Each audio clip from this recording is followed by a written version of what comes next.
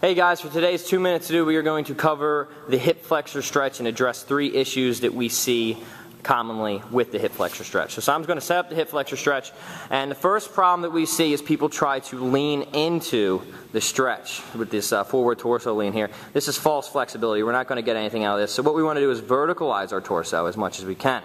Right? Secondly, people lead the stretch with their belly, right? So they push the belly forward. Again, this is psoas here, not so much the hip flexor. So we want to keep the belly and the ribs back, nice long tall spine, right?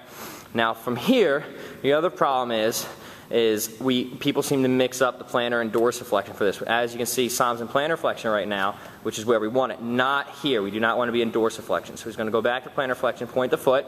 So now that we've taken the time for the proper setup, the execution is actually quite easy. We're going to squeeze the glutes and drive the hips.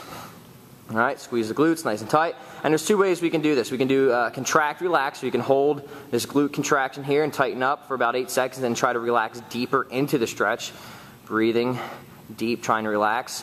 Or we can take a rhythmical approach, where we simply squeeze the glutes, drive the hips forward, and then drive out of it. Maybe 1 pulse every 2 seconds or so.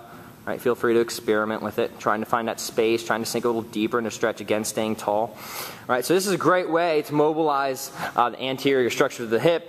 Secondly, if you want to take it to the next level, we're going to bring it over here to a Bosu ball or a bounce ball, and we're going to load the quad a bit more. And we're going to do this by placing our shin on the ball, securing ourselves against it, planting the knee, and then setting up the same exact movement here. So now we have the quad pre-stretched, and we're going to hammer that a little bit more. All right, so this is great prep for a day of heavy squatting, lunging, etc. And it's also a great way to mobilize after a day of heavy squatting or any sort of knee-dominant, hip-dominant movement. All right, that's today's 2 minutes to do. Give it a shot, and let us know what you think.